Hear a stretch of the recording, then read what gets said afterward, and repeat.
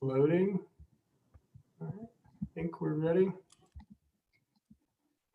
All right. Hey, everyone. Welcome to another edition of the Virginia Sports Hall of Fame's Hall Call interview series.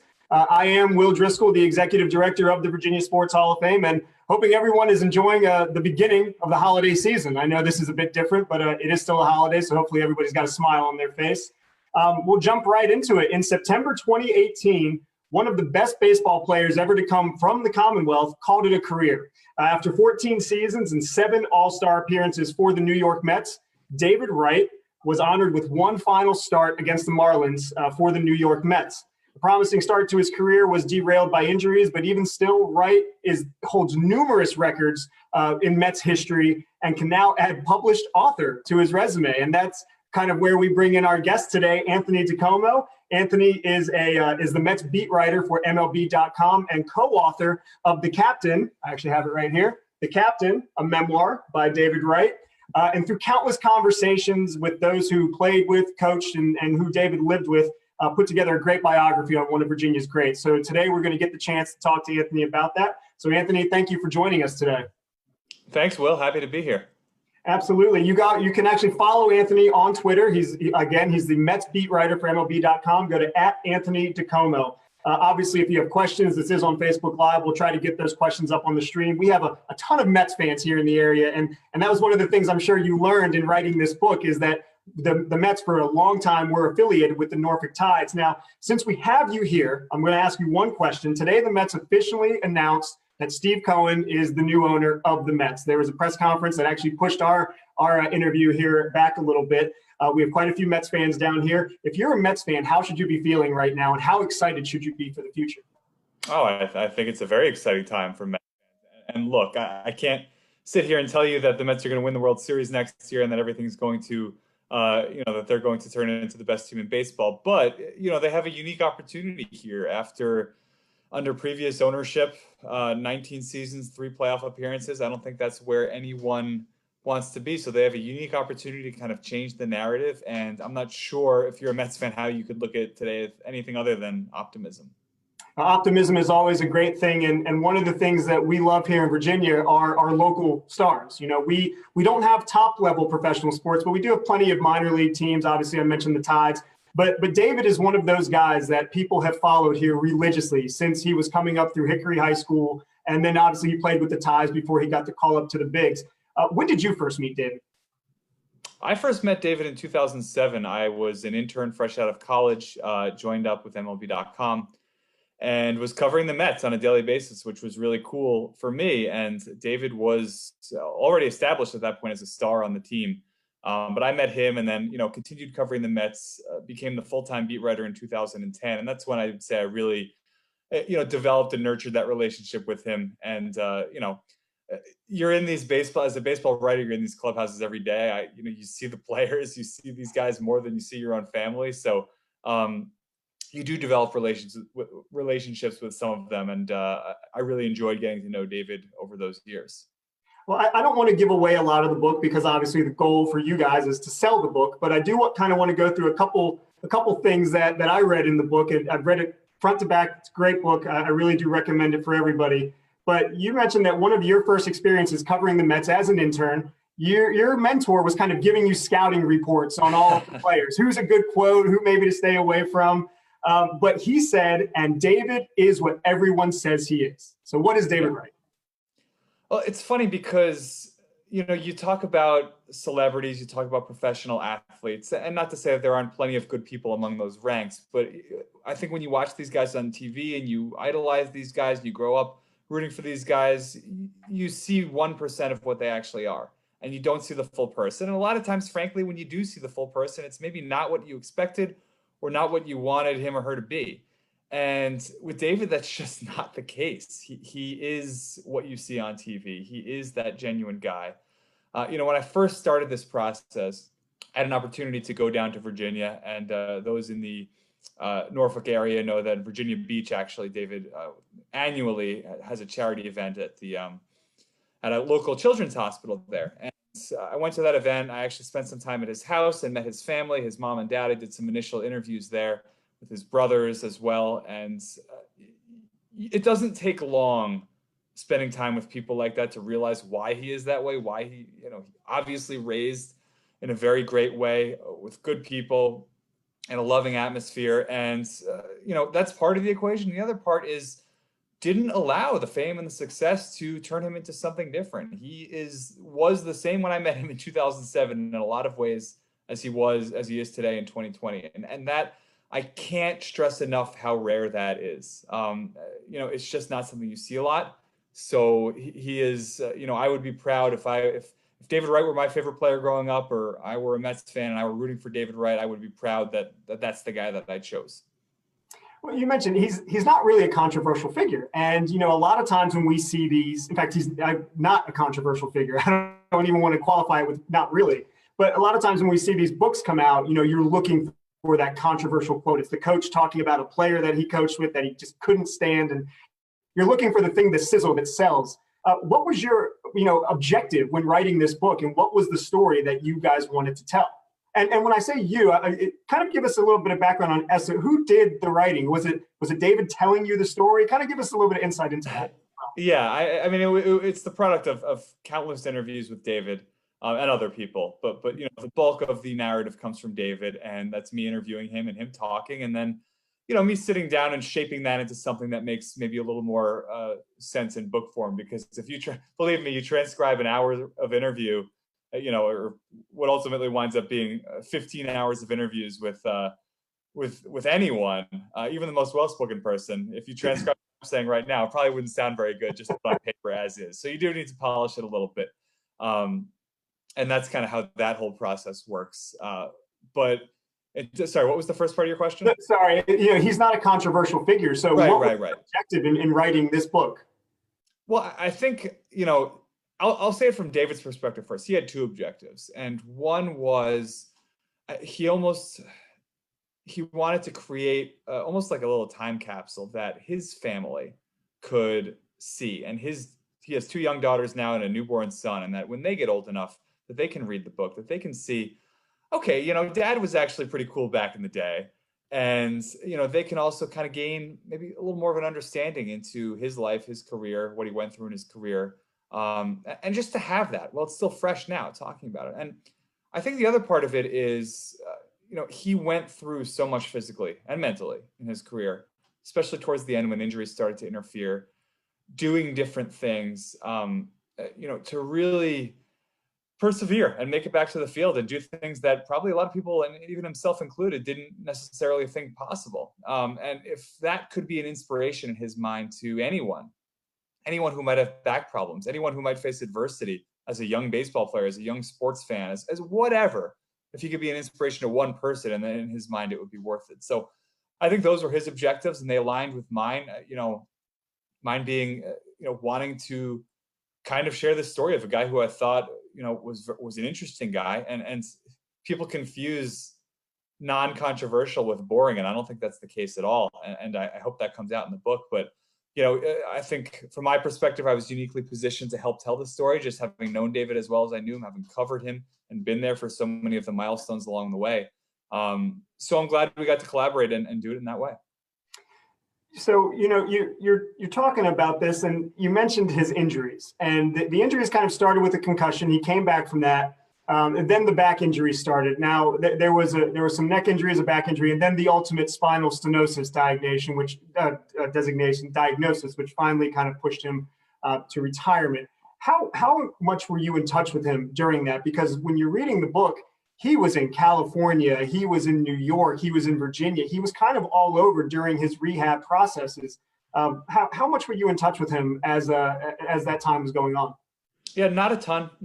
And, people have asked me several times, what was the most surprising thing reporting this book? And I point to that a lot because I was covering the team at the time. Obviously, I was trying to get information on David and what he was doing and what he was going through. And through that, you develop a vague sense, at least, of what he is doing to try and get back on the field.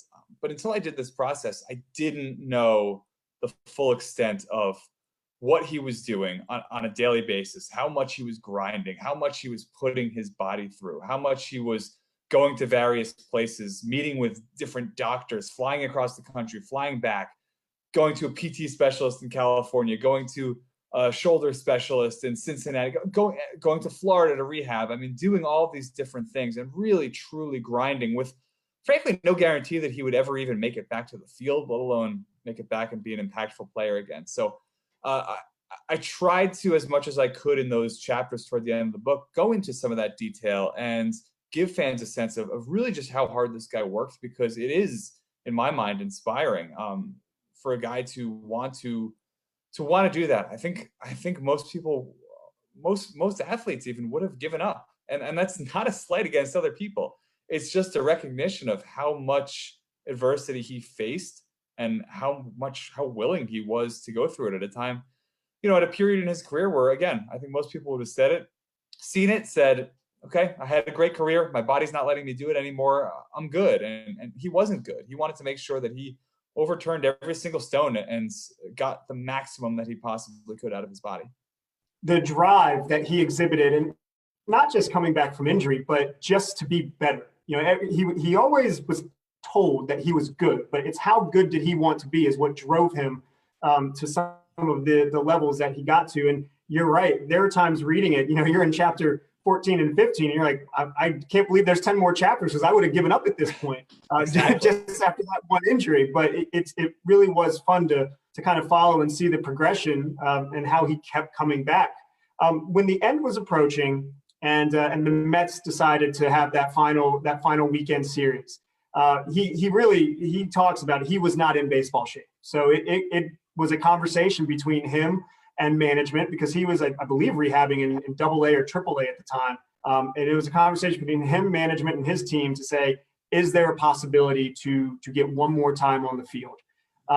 Obviously, the Mets allowed that, and there really wasn't any argument. But what do you remember about that moment? Because there was the pinch hit on the Friday night, and then there was the start the next day. And he didn't go out, with the storybook home run. But what do you just remember being around the park that day? Yeah, it was one of the most dramatic things I've ever seen. And that's saying something, considering it was, a Mets-Marlins game between two teams that were out of contention at the very end of September, and it wasn't supposed to mean anything. And yet it was a sold-out crowd, and there were all these people there. And, going back a little ways, going back about a month before that, none of us who covered the team had any idea what was going to happen. We didn't know for sure that this was going to be the end, because he had tried so hard to get back. We really genuinely had no idea. And I thought at the time that it was because everyone was just being really good at keeping things under wraps. And, I found out later that no, it was because David was still really trying. And it wasn't until days before that press conference, Mets fans might remember the tearful press conference he had announcing that this would be the end. It wasn't really until days before that he finally committed and said, this is it. I can't do it anymore. So that month became kind of a whole build up to this one game. And with the Mets were out of contention, and there wasn't really anything else that was worthwhile compared to this. So it was a build up. And then finally this final game comes, and I can only imagine what it would have been like to be David going through that, going through his final day, going to the stadium, knowing that it was going to be his last game, because how rare is that? I mean, most athletes don't get to go out on their own terms in terms of knowing that it's going to be your final game, knowing that this is it, announcing your retirement and doing it. It happens, but it actually is pretty rare. Most guys kind of fade away, can't get a job, that's it. But David was different. And because of that, it created this level of drama. And there were just so many elements to that day, whether it was him signing autographs in the parking lot before and afterward, whether it was his daughters out on the field with him, his oldest daughter, Olivia, throwing out the first pitch with his wife right there and his family, whether it was David's at-bats themselves and how crazy everyone was going for those. He went up to the radio and the TV booth during the game and did live interviews in uniform. And then, afterward, I thought one of the coolest things was celebrating afterward at about 3 a.m. at the same bar in New York where he went and celebrated after his major league debut way back in 2004. So it was just a really cool game that I think encapsulated so much of his career. And, not the way that he wanted to go out, but given the circumstances that he couldn't do it physically anymore, I think it's about the best way possible that to provide some closure on a really good career. And talking about kind of the stand-up guy that he was and the non-controversial guy that he was, he and the Mets discussed originally doing it during a Braves series, but because the Braves were in contention, he didn't want to do anything to take away from the integrity of the Braves' pursuit for the playoffs. So that's how it ended up in the Marlins series. And I think that that's just an amazing kind of insight into his character when you look at that. But when you're talking about a New York superstar, we obviously think of the Yankees, the Rangers, the Knicks, the Giants. You know, the Mets and the Jets and the Nets, they're kind of always in that second tier. But what was his superstardom in New York, being the star for the Mets? I think people who are in New York will tell you that this is and for decades has been a Mets town. And you just don't see it that often because the Mets aren't good that often. And you can see the Yankees who win every single year. But the fan base, the Mets fan base is so incredibly passionate. And on those occasions when you do see it, whether it's 2015, or whether it's 1986, or the period when David first really rose to stardom in 2006, 2007, really, really good Mets teams that, in those 2 years particularly, you could make a case for the best teams in the league. All of a sudden you see it and you see how much passion there is and you see how much people actually do care about the Mets. And it's like this fan base has always been this sleeping giant that wakes up once a decade when the team gets good.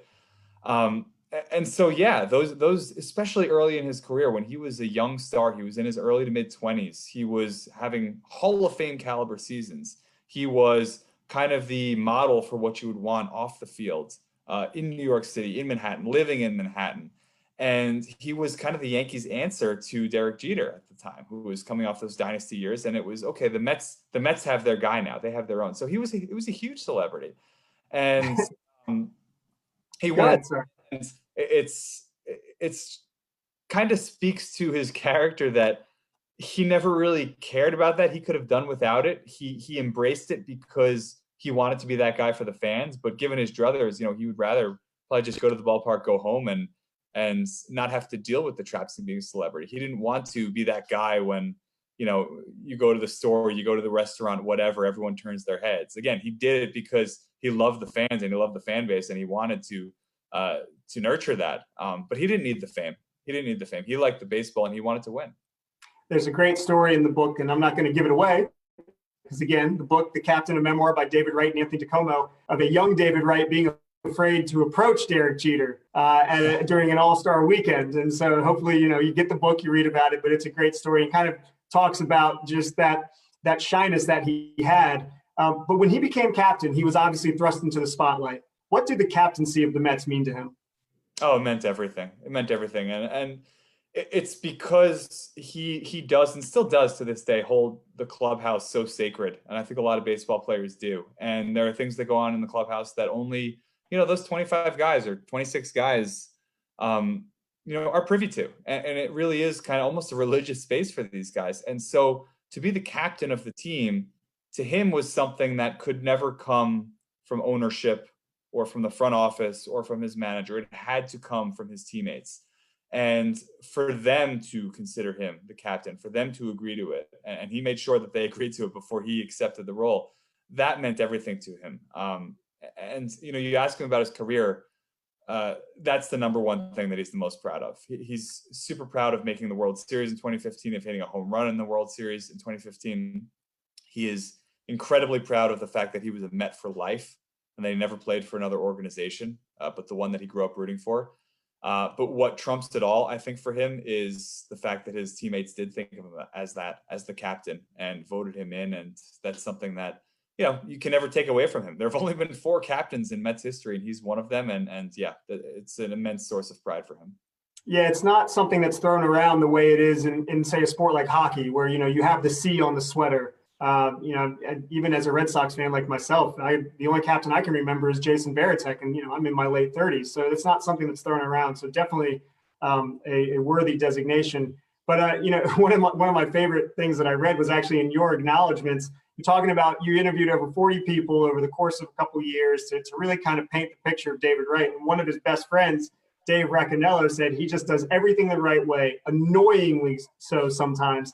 There are no skeletons. What struck you most about his approach to the game and all the time that you covered the Mets with him there? Yeah, I mean, I think it's that, and I think again, I would point to when you go back to 2015 and 2016 in that era, and the rehab that he was doing, and just the how much he poured into it with not only no guarantee that it would work out for him, but really odds are it wouldn't. And ultimately, it didn't work out the way that he wanted, right?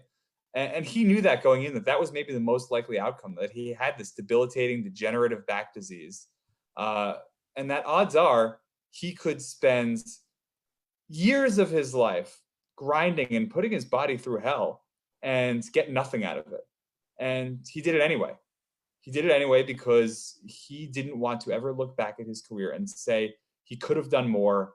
Maybe if he had tried this, maybe if he had done that, he could have gotten a little bit more out of his body. He could have done a little bit more, maybe done enough to make it back to the playoffs, maybe done enough to win that World Series that he wanted so badly, maybe done enough to look a tiny bit different in the eyes of fans. So the fact that he was willing to do that, I think, speaks more to his character than anything me or anyone else who knows him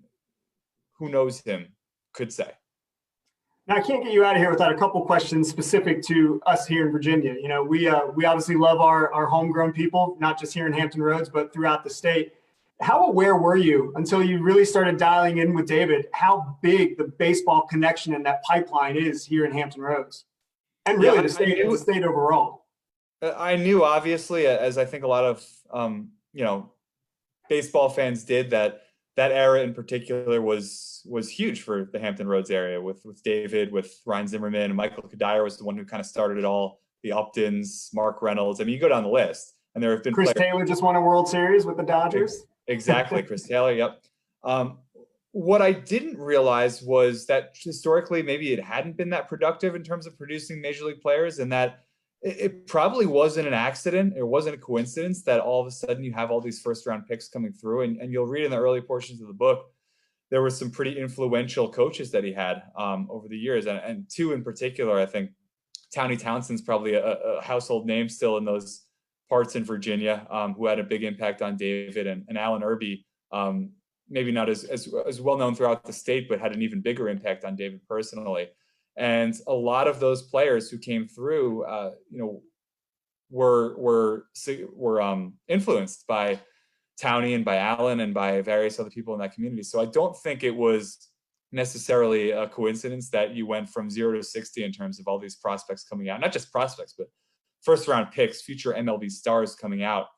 And again, that's another source of pride for, I think, a lot of those guys who were really, really care a lot about where they're from, and care about the Hampton Roads area, and care about, the fact that they're from Tidewater, and can say that, and are part of this big group that's bigger than just themselves. Take away the injuries. What kind of trajectory do you think David was on it, and how will history remember David Wright from the Mets standpoint, and maybe from an overall Major League Baseball standpoint? Yeah, I mean, not putting him in the grave just yet. He's only 37 years old. Right. No, I don't think you can argue with the fact that he was at the beginning of his career on a Hall of Fame trajectory. His 2005, 2006, 2007, those were Hall of Fame caliber seasons, and he wasn't able to continue that, mostly because of the injuries. And that doesn't make him unique. There are lots of players who have put up Hall of Fame caliber years and aren't able to sustain it. I think what makes him unique, and people draw the Don Mattingly parallel as another player who was just like this, a guy who I think everyone expected would continue because he had the talent, he had the drive, he had every single ingredient, and his body just wouldn't let him do it. And I don't think there's any doubt that if Don Mattingly had stayed healthy, he'd be in the Hall of Fame right now. And I think people feel the same way about David, that if he had just been able to stay healthy, he would have been able to do it over the course of 15 to 20 years, and he would have, been able to do enough that he could make the Hall of Fame. So it's sad in that respect, and I think a lot of people, that's the word they use, sad, for both of those players. But it doesn't diminish the fact that he did things on a baseball field that a lot of people never do, and those were Hall of Fame caliber seasons. And he made 7 All-Star games. That's nothing to sneeze at. So he was, at the time, a top 5 player in baseball, and still today probably the best position player in Mets history. And those are things that will last. Maybe someone else comes along who's better. Maybe someone else comes along who has more success, who makes the Hall of Fame, but he will go down as one of the greatest ever to wear the Mets uniform, and that's something that's going to last for decades.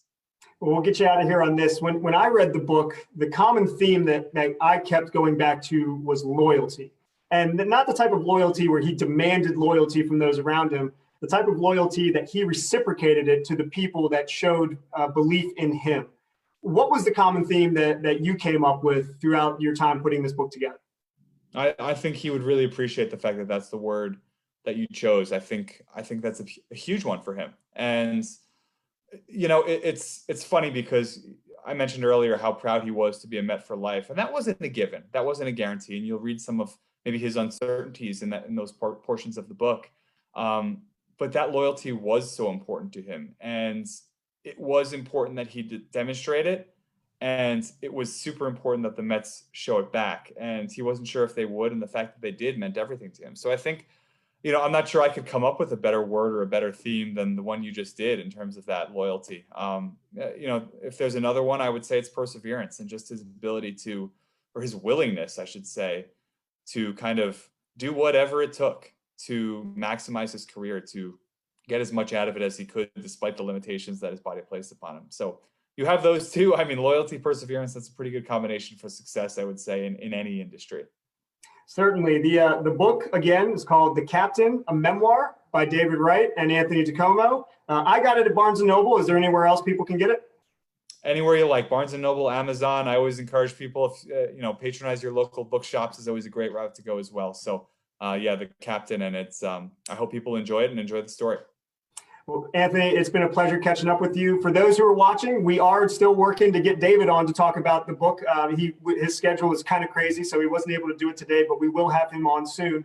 The hot stove season is about to heat up, so I really do appreciate you taking some time out today to talk about the book and talk about one of our favorite sons here in Virginia, David Wright. Thanks, Will, and thanks, everyone. All right, be sure to follow Anthony on Twitter at Anthony DiComo. Buy the book, The Captain, a Memoir by David Wright and Anthony. I'd like to thank everyone again who tuned in to watch this today. The video will be up on our Facebook page. We'll also put it on our website, vasportshof.com. Thank you to the City of Virginia Beach, Priority Automotive, Optima Health, ESPN Radio, and our friends at the Hampton Roads Sports Commission for helping us put on the Hall Call interview series. Be sure to follow us on all of our platforms. And once again, I'm Will Driscoll with the Virginia Sports Hall of Fame, and everybody stay safe and healthy. We'll see you next time.